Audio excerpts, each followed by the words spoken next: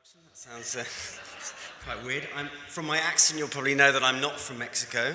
I'm actually from the UK. Anyway, thanks very much, Jason, for the introduction. Lovely to be here. Yeah, the after-lunch slot is not known for being the most lively, but I hope that I'm going to give you some interesting data, talk a little bit perhaps more upbeat. I think some of this morning's sessions were not through no fault of the speakers themselves, but I think, US regulatory landscape is not feeling great at the moment, is it? But I think I can give you some data to feel a bit more positive about the outlook here in the US. So my company, Tamarind Intelligence, we do three main topics. We do e-cig intelligence, which focuses on vape, tobacco intelligence, which is heated tobacco, which I'm not going to talk about much today, but also nicotine pouches, which I am, and then can intelligence on cannabis. And we've been in the market for 10 years now. This is our 10th year anniversary, amazingly. And I think there's a lot of stuff to be excited about, looking forward for the next 10 years. So what am I focusing on today? I'm going to give you a bit of an overview of novel nicotine particularly, and put into context where we are with some of these products globally. I know that the audience here is mostly focused on domestic US, but I think it's really interesting to look a bit wider than that, see what's happening in other markets, and also just to learn a little bit of some of those things that might come over to the US. And vice versa. We'll talk about disposables in vape. That's the big topic in vape. And obviously, being British, I'm coming with some news about a disposable ban that is being proposed by the UK government. So we'll talk about that a bit. I'm going to talk about nicotine pouch, and one of the fastest growing novel nicotine products in the world at the moment. Very exciting. Then we'll talk about cannabis and some other bits and pieces as well, just to finish up with. And a little bit of a hook tomorrow. I'm speaking tomorrow as well. Today's presentation is mostly focused on kind of, manufacturer and product data. Tomorrow I've got some more data on retailers and some of the vape store survey work that we do to understand what's going on here in the US.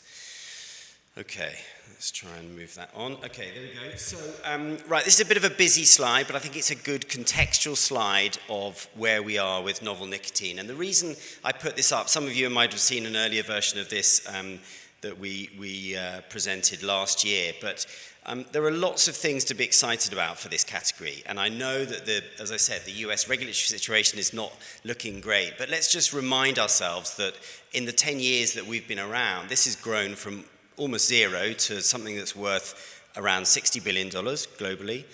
It's got more than 100 million users. And the way that those markets split up around the world are very different. So I've split here on this slide the four different areas. So we've got kind of a North American market, Latin America, Europe, Middle East, and Africa, and then after that, Asia Pacific. And I think you can see that the way that the markets have grown in those areas is very different. So North America first, let's focus on that. In the US, it's all focused on vape. We've got a little bit, so the blue line there is vape, and the gray is nicotine pouch at the top. So the top half of each of these chunks is the value, dollar value. So we're looking at, over $15 billion in the US in terms of value. So that's values to consumers, what are consumers spending, and how many users on the bottom there. So, over 20 million users in the US. But as I said, it's all very much focused on vape with a little bit of nicotine pouch. If you look across, so Latin America, very little happening in Latin America. That's very much due to some of the regulatory restrictions that are in existence there. Mostly these products are banned, and we can talk about that in a minute. Over to Europe, Middle East, and Africa. Well, it's mainly focused on Europe. And you will notice that the top half there is dominated by that orange bar, which is heated tobacco. So actually, heated tobacco, heat not burn, whatever you want to call it, dominated by Philip Morris's IQOS product, has been incredibly successful in Europe as well as in Asia. And kind of an interesting point to make, I think, there is that the dollar value is larger, if you like, as a chunk than the number of users. There are actually more consumers of vape than there are of heated tobacco in Europe, but the value, because running a heated tobacco product is more expensive, consumers are spending more on that product, so it's worth more in the market. Again, the grey bar at the top there is the nicotine pouch. It's still very nascent in Europe, but it's growing very fast. It's the fastest growing category. And then over in Asia Pacific, of course, dominated by heated tobacco, we know that heated tobacco really started in Japan and Korea, and those two markets are very, very strong indeed. The value there is very strong, but there's quite a significant vape value there as well. And as I said, look, just putting this into context of where we are, 10 years ago, we had a market that was worth almost zero. We still have a combustible tobacco market globally worth around $850 billion. But 60 billion is really catching up. And I think over the next 10 years, you can imagine that we might start to see these two reversed, that potentially novel nicotine will be larger than combustible cigarettes. And that would be a great position to be in. All right, some of the problems, some of the hurdles to that growth. Well, it's regulation, isn't it, obviously, and we heard this morning about many of the problems that we're facing here in the US, but it's similar in lots of markets around the world. I'm not going to go into any massive detail here, but this is just a page pull really from one of our regulatory trackers looking at the regulatory burdens in the different markets there around the world. I think the one thing to point out, obviously, there is already quite a lot of regulatory restrictions in the current map on the left there. There's more, as I said, in Latin America, you've got a lot of very dark colors there signifying a lot of restrictions or bans. But looking forward, so the future policy score, this is a kind of 5-year outlook that we track on an ongoing basis. And as you can see, our assessment is that this is going to get worse. So there are going to be more regulatory restrictions coming up. And I've just listed a few of the main ones at the bottom there. So what are we seeing come through? Well, we're seeing actual bans. So we're seeing product bans come through. And whether that's a particular kind of type of product within a category or a whole category ban. So we've got quite a lot of bans coming up around the world. And as we've seen in the UK, for example, we've got certain categories of products like disposables are looking to be banned. We've also got these generational bans that are coming through. And again, the UK government re-emphasised the fact that they're planning to have a generational ban. So anyone currently under the age of 15 will never be able to buy cigarettes, and they're likely to push this legislation through. And there's a number of other markets in Malaysia, New Zealand have been trying to do that. Funnily enough, New Zealand implemented a generational ban for tobacco, so they had this intention of stopping people buying cigarettes, and that's been reversed by a recent change in government. So these bans don't always stay, but I think once regulation starts, it's very difficult to reverse track. We've got quite a lot of very strong restrictions coming in. So we've got flavor bans, we've got nicotine bans, we've got various other things like retail restrictions and so on are coming through. I mentioned disposables bans; those are likely to come through in many countries, and I'll talk about that in a bit.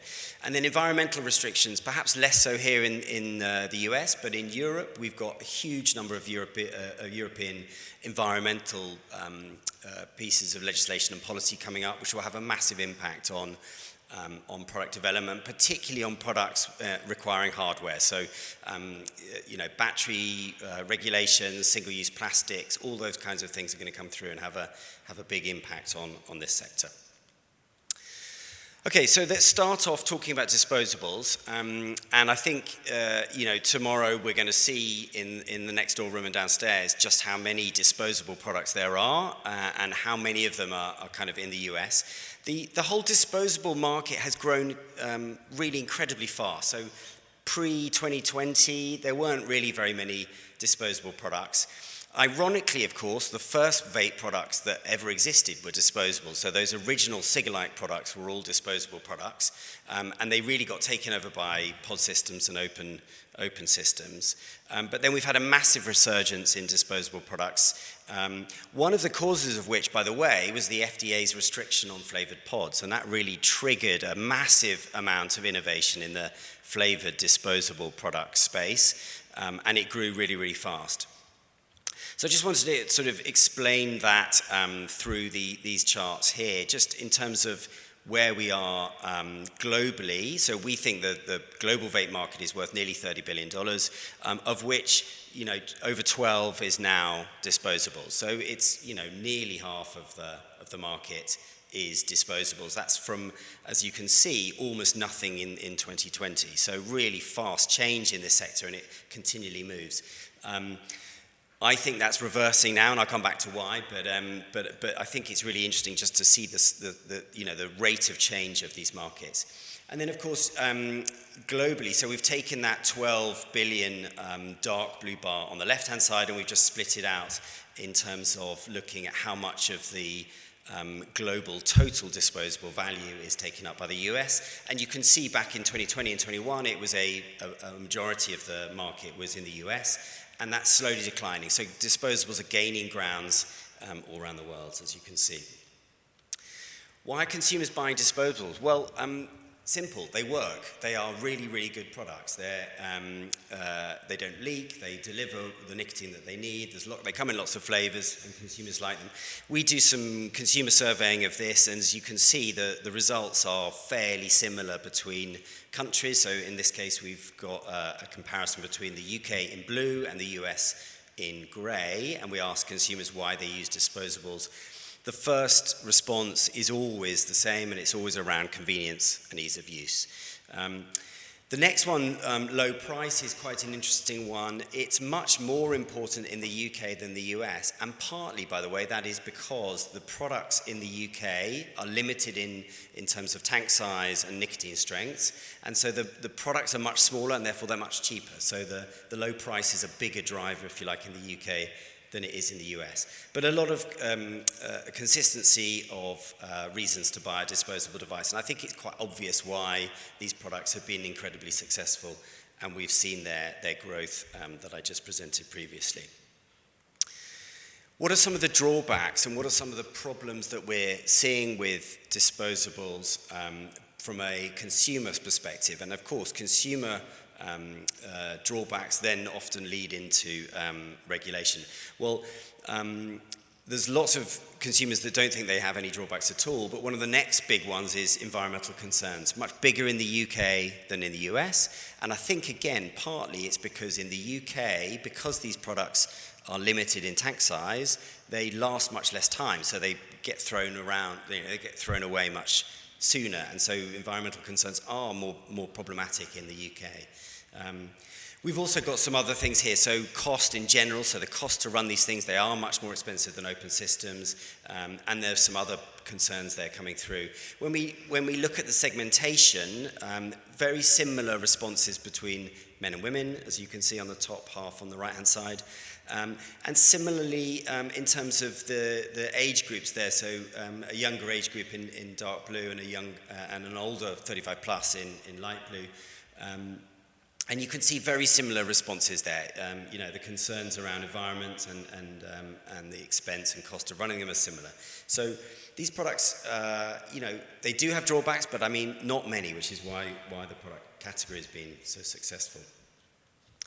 Another thing to look at here, just in terms of the way these products have grown, and I think this is very interesting to look at some different countries. So the bars going along the bottom there, so from the start of 2020 up until the last quarter of 2024, you can see the kind of the velocity of growth there with the increasing number of products in the market, and you can see how that's particularly prevalent in the US in that grey bar. Less so, but the same pattern in Canada and the UK. I think quite interestingly as well, we're seeing the price per milliliter come down dramatically and very much in the US because of the size of tank. So the price to run these things is coming down. The products are becoming more compelling for consumers to buy. The other thing about disposables that's very different between different markets is the tank size. So the innovation that has gone into the US market with an uncapped tank has meant that the tanks have got bigger and bigger. And we're seeing tank sizes now in the market of 36 milliliters and more, incredibly large tanks. And this is just a straight line up, right? So the tank size has been going up and up and up. And of course that kind of pushes the price down, which is good, and you'll see tomorrow next door, for sure, there will be a lot of adverts around these products, claiming 10,000 puffs, 20,000 puffs, and so on. So, quite an interesting dynamic going on here. The bar that we've got the numbers on is the US, so that's where the tank size has really increased. Quite interestingly, along the bottom there are all the EU markets and the UK. So all those markets that have a nicotine cap and a tank size have largely stayed within those limits, so the 2 milliliter capacity. Now, that's slightly, this is tracking products that are advertised on websites. Of course, in the market, what we're seeing, particularly in European markets, is lots of US products with bigger tank sizes coming through. So that illicit market is growing enormously. But on the face of it, the US market is very different in disposables than let's say, the UK or the European markets. In terms of flavors, what do consumers want? Well, there's been a massive growth in the fruit category, and as you will all know, the fruit category is massively dominant. So that blue bar that you can see there has just grown and grown. It seems that consumers continue to want to get fruit flavors into their in the mix. They're often quite complicated flavors. So we're often seeing kind of 2 or 3 flavor components put together. And then the other thing, of course, as I've put into the title there, tobacco is a really small part of this. And in disposable products, we are seeing very few products coming through that are tobacco flavored. How does that compare with other sectors and other regions? Well, on the left there, we're comparing the flavor splits in the US with the UK, very similar. So that fruit-dominant flavors are coming through very clearly. And then on the right-hand side there, we're looking at both the UK and the US and comparing disposable flavor splits with open system flavor splits. And as you can see, a little bit different, and there's a bit more of a variety in the open system bottled e-liquid space, but in general, fruits are highly dominant. So these discussions that are happening around the world around restricting flavors and stopping flavors being accessible by kids, I think it's really important to see that flavors are hugely important in this sector just generally. But what are we looking at? So I'm coming to you from the UK, and in fact, of course, the news on Monday morning very early was that the UK government are planning to ban disposables. I'm almost certain that will go through, so the disposable ban is likely to happen in this government, and I'm sure that when we get elections, which are due almost certainly this year, we're likely to get this policy continued. So I think, a disposable ban is very likely in the UK. But just to really drive this point home, on the left here is a map showing the countries in Europe that are currently discussing a disposable ban. So they haven't necessarily brought them all in, and they're at various different stages of implementing a ban, but it just shows how many countries are looking at banning disposables. And I think it's really, really important when you're thinking about your strategy for developing products and stuff. So, these are real bans that are coming through. Products are not going to be stocked by retailers if they're disposables in a lot of these countries. And as we'll see, there's a lot of changes that are going on in the European markets that we're not yet seeing in the US at all, but I think it's worth watching out for this because almost certainly the changes that are happening in Europe are probably going to come back over here at some point. We're also getting lots of other restrictions being talked about. So we've got flavors restrictions being talked about, and even in the UK, they're talking about restricting flavors in some way through perhaps looking at flavors that are particularly attractive to kids, whatever that might mean. So they're looking at flavor bans. There's environmental legislation that's going to have a massive impact on the sector, as I mentioned. The UK government is also looking at some kind of plain packaging, whether that means packaging that is not attractive to kids or whether it means true plain packaging like we have for combustible cigarettes, we don't know. But I think the likelihood that there's more and more countries that bringing in some kind of plain packaging on these products is highly likely. That will have a massive impact on the way that you can market within store and you can create brands.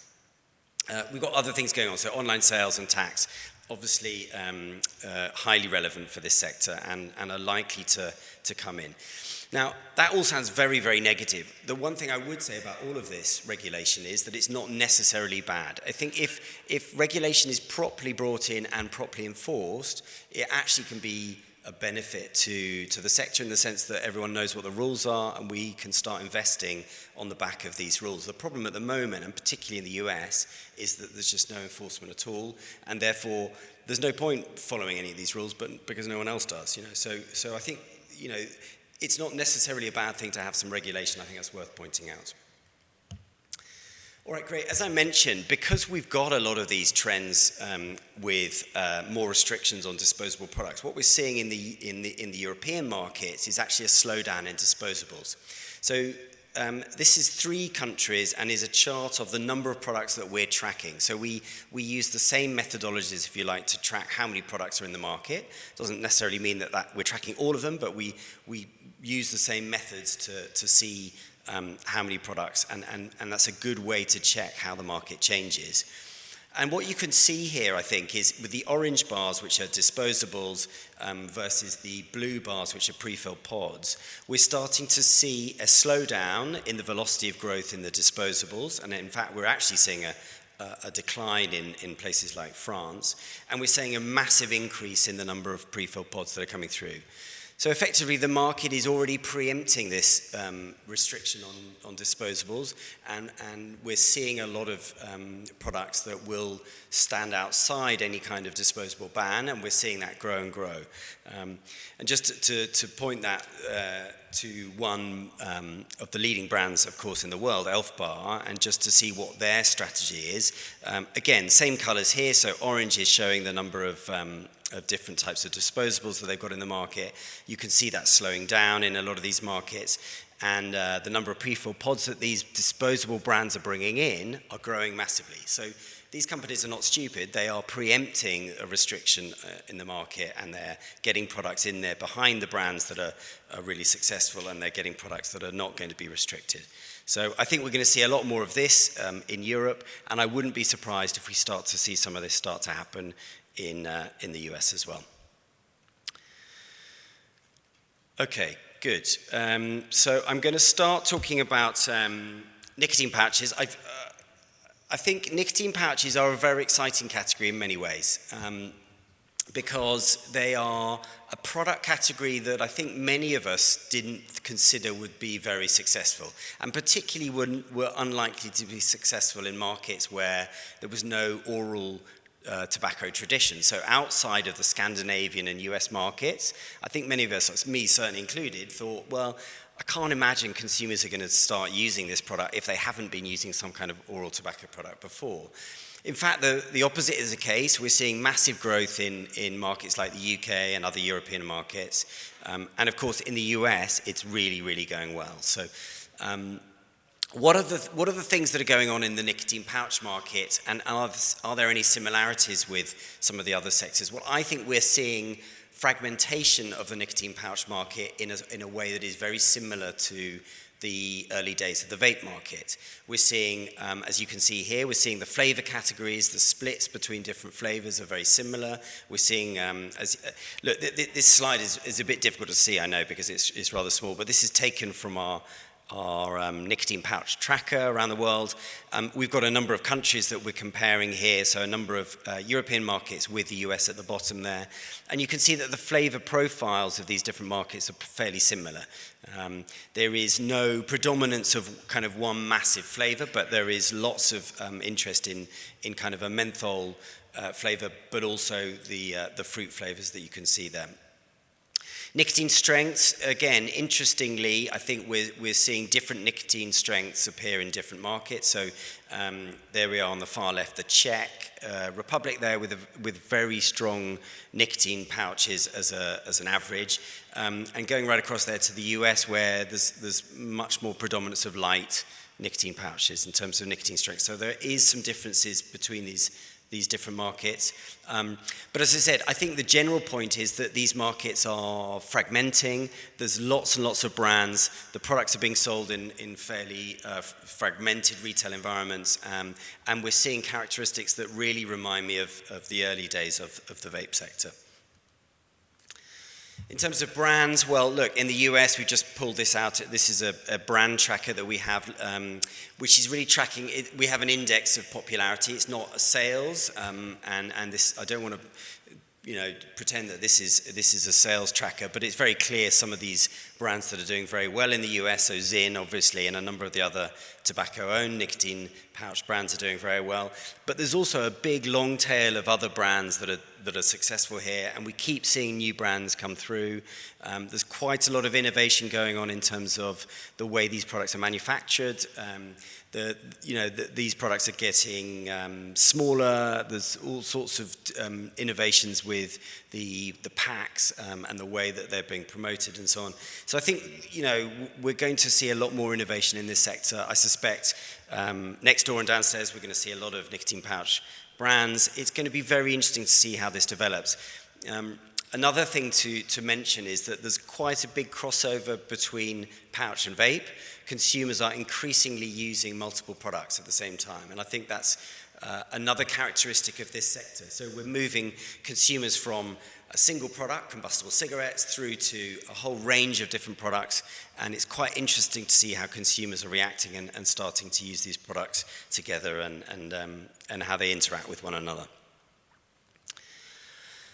Okay, I'm going to change gears slightly. So these are some slides on cannabis, and we haven't really talked about cannabis yet today. I don't know how many of you are interested in cannabis, but we track it. I think it's very interesting. You'll see quite a lot of cannabis products next door.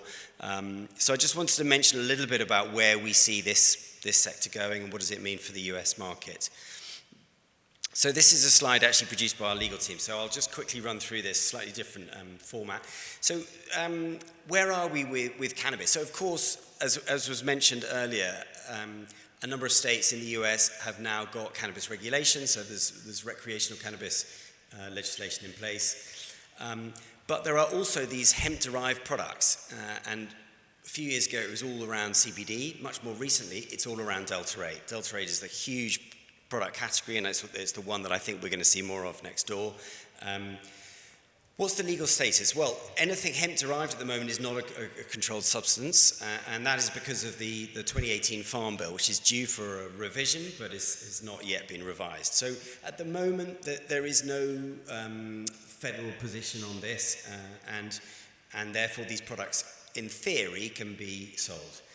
However, we've got some problems with this. So one of which is that the FDA has not approved any of these products, any of these hemp-derived products as a dietary supplement or a food ingredient. We've also got a big problem that there is a pharmaceutical product, Epidiolex, which has got approval through FDA, that is out there, which is basically a CBD product. And it's being used to treat some very serious epilepsy and various other issues.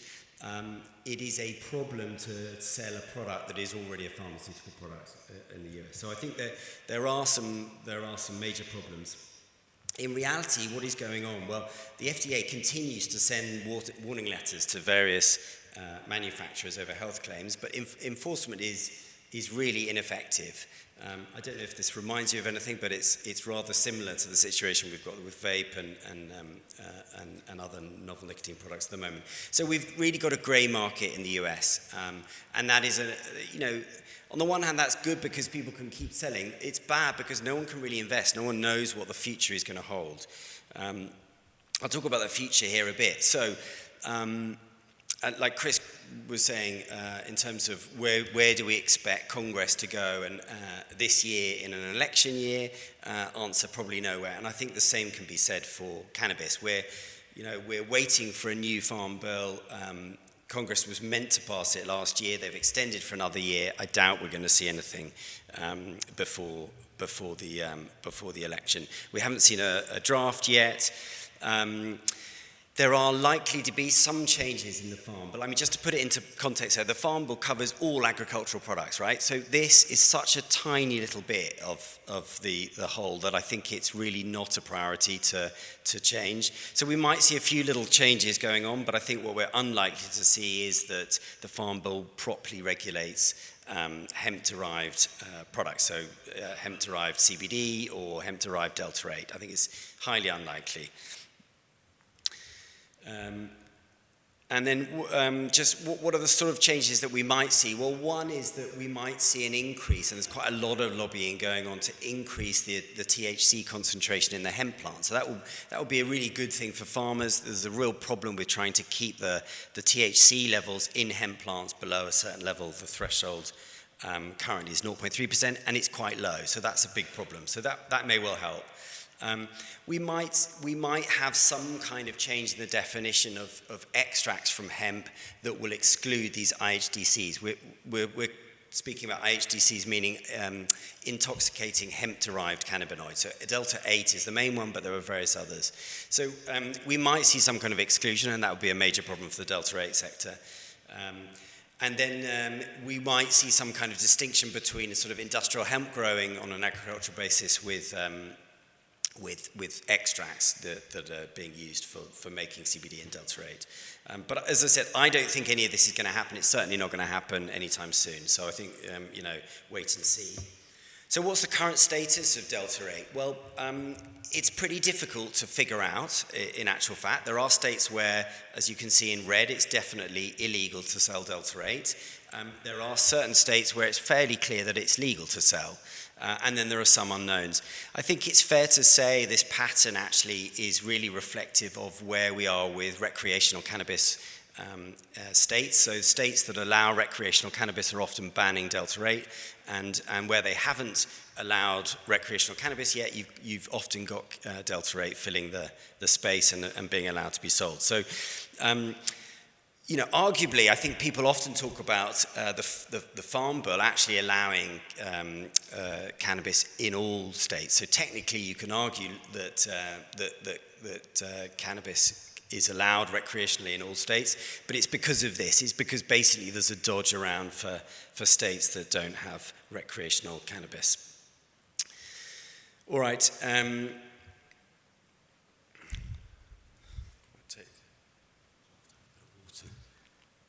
Okay, so there's been some legal activity in terms of Delta-8, and so far, the courts have concluded both at a federal and a state level that hemp-derived Delta-8 is not a controlled substance, so that's very positive.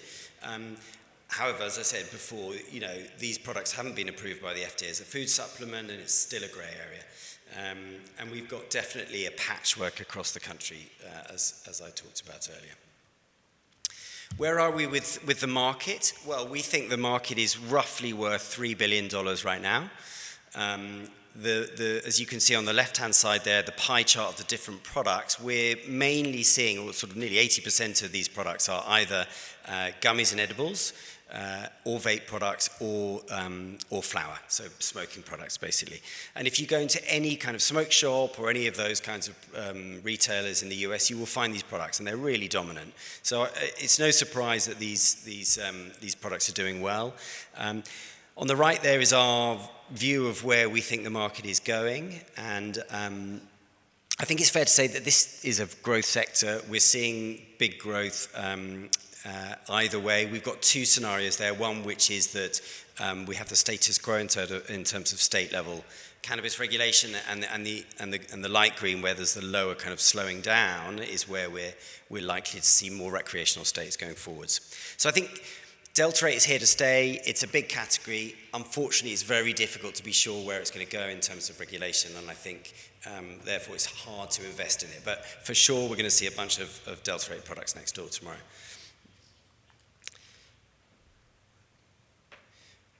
Okay, I'm going to fire through this really quickly. So THC caps is another thing to worry about. So there are a number of states that are bringing in THC caps on these hemp-derived products. So there's limits on how much THC you can have per serving. Again, it's slightly similar to where we're seeing recreational cannabis. So you've got a lot of states without any caps at the moment, but you're seeing caps increase, and that's going to have a bit of a problem. Okay, I won't dwell on this. I think I'm running out of time. I can see I'm about to be pushed off. Okay, a couple of other things. So I'm just mentioning THCA flower, which is another big growth area. I think that's something that we might see a bit more of over this year and next. THCA is a precursor to THC. Again, it's a slight regulatory dodge around the current regulatory landscape in the US. Bit controversial. I'm not sure whether it'll work, but at the moment we're seeing a lot of these products appear, and look, the major problem actually is testing these products to see whether they've got the right level of THC or not. Kratom, I know we mentioned it earlier, so it's one of those things that's in the market. We're seeing lots of smoke shops sell it. We're seeing some Kratom shops grow. There's quite a lot of support for it. The US federal position is not dissimilar to some of the other products we've talked about. So it's not a controlled substance, but it's not approved as a drug or a food or dietary supplement. It's banned in 6 states, but it's regulated in 5 states. So there is actually some specific regulation for Kratom coming through. Whether that gets tied up, I think, judging by what's happened with nicotine and cannabis, I suspect it'll take quite a long time yet. But there we are. Those are some things to think about. Questions not now. I think I put this slide together before, so we'll do questions at the end. If anyone wants these slides, then please give me a card or send me an email, and I'm very happy to send them to you. Thank you very much.